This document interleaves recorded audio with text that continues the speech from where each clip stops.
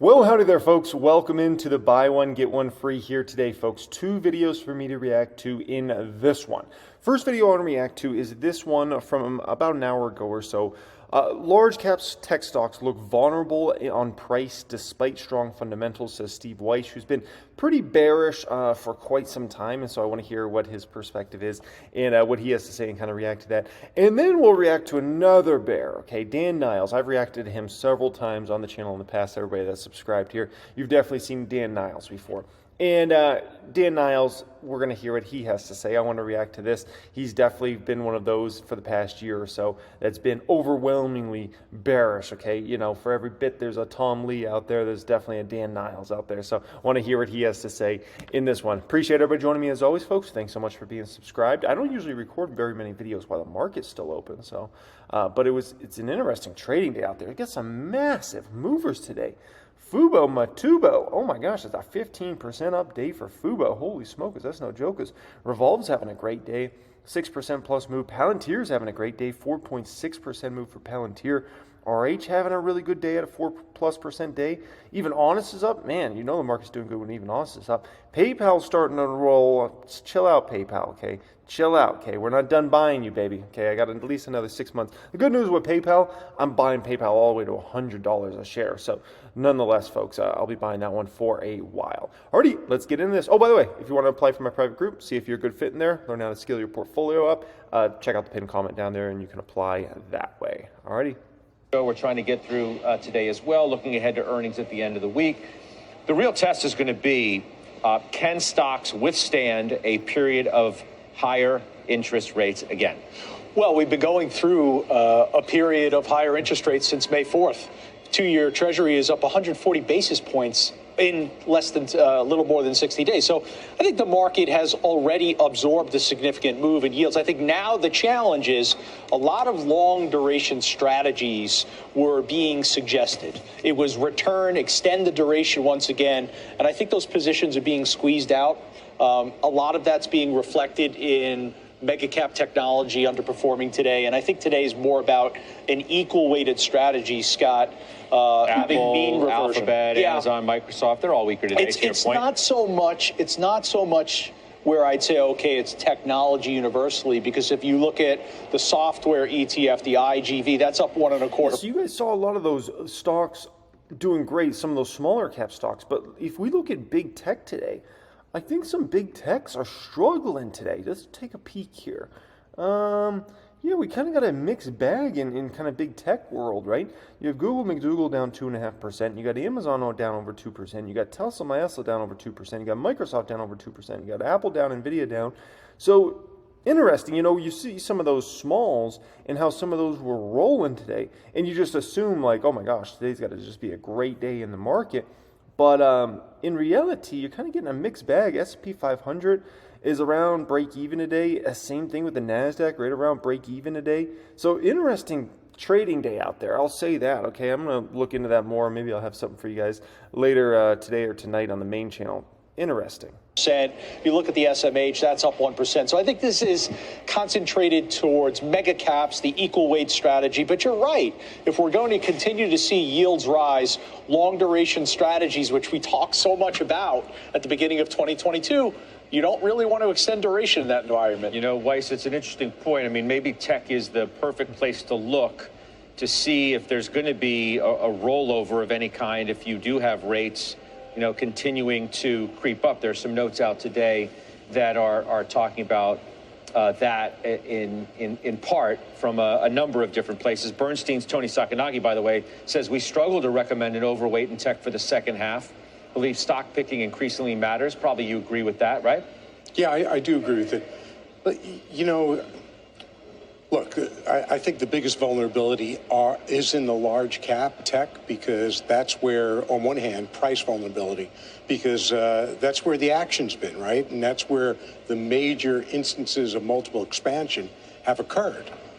Less so. There's less. This sounds kind of strange, but that it sounds kind of strange because they have the best balance sheets. They have the best growth outlook. If you take a look at, for example, what earnings forecasts are, earnings forecasts for this quarter look to be down 7%, but there are two sectors where it's really looking to be up, and that is in technology. So the strange thing is, though, they're vulnerable because of price, but not vulnerable to the fundamentals. So those are the concerns. So yeah, if the market rolls over, that's going to be very painful for a lot of people. Well, that's interesting, though, the way you bring that up. They're vulnerable because of price, right? Not necessarily for the fundamentals, which is why even as Citi today downgrades U.S. stocks, in part because they think that technology is due for a potential pullback, they'd be buyers on the dip.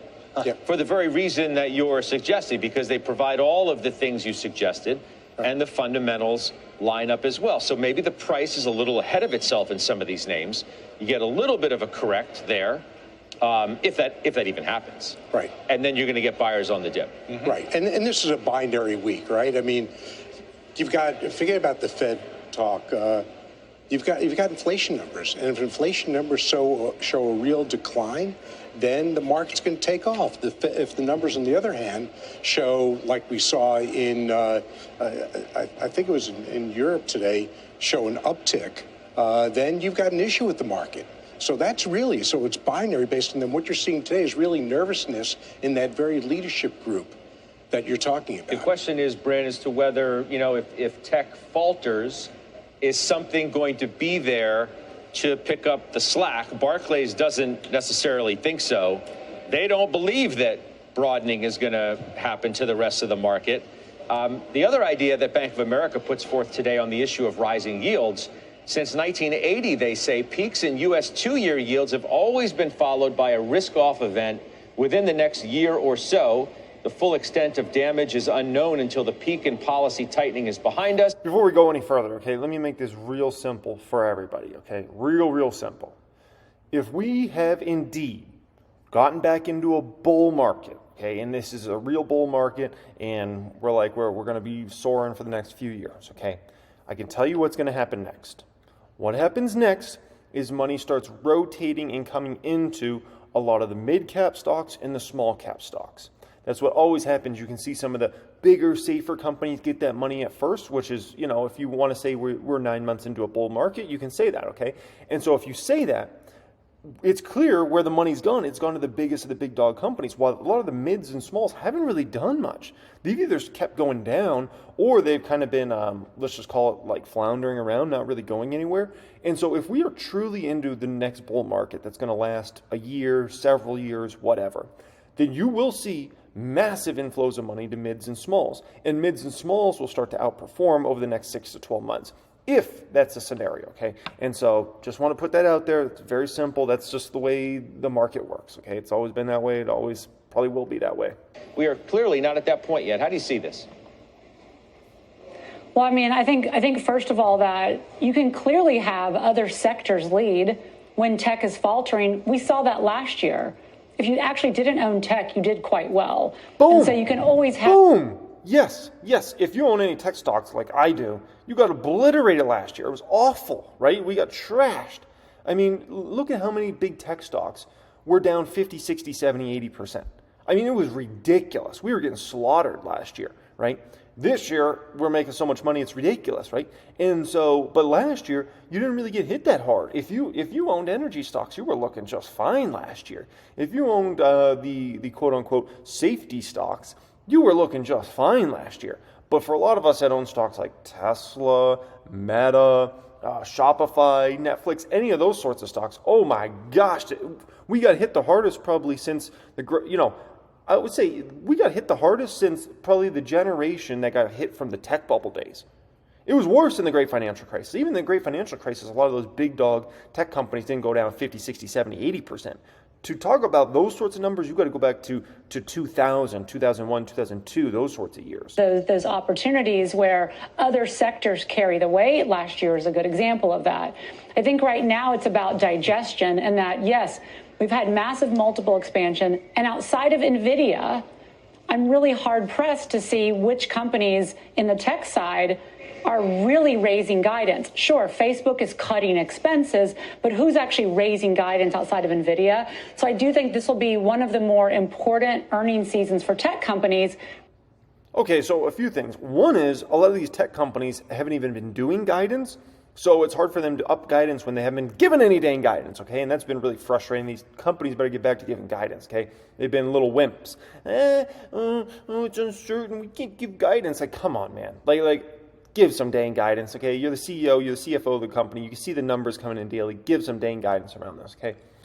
I mean, I think there's a lot of great setups in the back half of this year. I think Amazon specifically, I think Meta specifically for the back half of this year, really in relation to margins, really in relation to earnings per share, okay? But we'll see in terms of the rest of the bunch. But those are just the two that come off the top of my head that I'm like, I really feel confident in those ones for the back half of this year. They've obviously both done tremendous in Meta, especially the first half of this year, but I think the rally could definitely continue into the back half of this year if they put up the type of EPS numbers that I think they're going to put up in 3Q, 4Q. That's going to lead ultimately to the beginning of 2024. Alrighty, let's hear what Mr. Dan Niles, the bear, has to say. Ooh, boy. Satori Fund Manager Dan Niles, founder as well. Dan, it's always good to hear from you. Thanks for joining us. My pleasure. So were you surprised by the first half outperformance in tech and the overall market before we get into the outlook? Absolutely. I thought so if you go back to what we were saying, when you had all the bank failures, our view is the market would rally just because the government would step in. And we've seen this since the global financial crisis. Of every time there's a problem, you get tons of stimulus, and you got about a $400 billion expansion in the Fed balance sheet right when you had all those bank failures. So we thought the market would get up to about 4,200. But one big thing happened was May 24th, Nvidia reported guided revenues 50% above consensus for the next quarter. I've been doing this for 30 years. I've never seen that kind of revision up in a big cap company. And so at that point, you had a 7% rally in the S&P. Nvidia was up over 35% since May 24th. And, the market's gone to 4,400, which is well above the 4,200 that we thought it would peak out at. And so, yeah, it's definitely been surprising. But, to some extent with Nvidia and what happened, it makes sense because, people love stories. They want to chase, the next greatest thing. And so in that regard, I guess it makes sense. Well, it was Nvidia, but it wasn't just Nvidia. If you look at June's rally, it definitely broadened out on this idea, Dan, that growth is not going away. We still got it, and inflation is moderating. And that's a good sort of recipe for stocks and earnings expectations. Well, yes and no, because remember, Nvidia's numbers went up a lot, but we're going to have to see how everybody else looks that reports. So since then, you've had companies off quarter like Accenture, supposed to benefit from companies consulting over AI. The numbers went down. Micron, you need high bandwidth memory. They reported Ford numbers went down, stock went down. Cynics, same thing. So you got to remember, NVIDIA is in a special class because they basically have a monopoly right now on how to enable AI. And investors think, well, all these tech companies are going to benefit. Well, the money spent on NVIDIA is coming out of some other budgets. It's not like the economy is going gangbusters and companies have tons of money to spend everywhere. It is the year of efficiency, to quote Mark Zuckerberg, for a reason. And you're hearing that from every company. So there's two sides you could look at that, right? One side is, okay, Nvidia, is getting this influx, as we talk about in terms of their business, right? In, let's call it a weaker economic environment, like he's talking about, the year of efficiency and all these sorts of things. So if that's a situation, then what happens when companies get a little looser with their budgets, right? If this is a year where companies are very tight with their budgets, right, like he points out there, then what happens? What happens when corporates get a little looser with their budgets? Does that mean NVIDIA's numbers are up substantially more in that sort of situation? So those are some of the thoughts that kind of come to my mind, because you can always look at these things as a positive or a negative, right? And you kind of got to look at them from both angles. So if NVIDIA is putting up these sorts of numbers in this sort of tight environment with corporates, what are they going to put up when the strings loosen a little bit, okay? Because I will say, since I've been in this game, this is probably the tightest I've seen corporates kind of run budgets since probably 2010, I would say, kind of coming out of the great financial crisis when a lot of companies were still very uncertain about the economy and those sorts of things. And kind of as the years ticked on, people just got more and more comfortable kind of having these big budgets and big spend, big capital expenditures. And obviously, everybody's watching every penny across the board, at least this year, when it comes to the corporate side.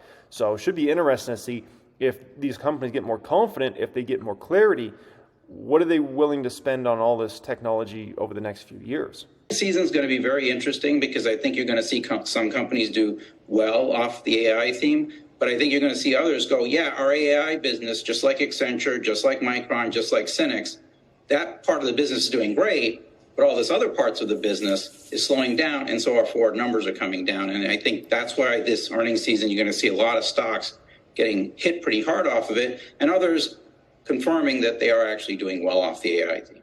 Yeah, interesting. Obviously, the number one AI-related stock I'm looking forward to seeing their earnings is Palantir, okay?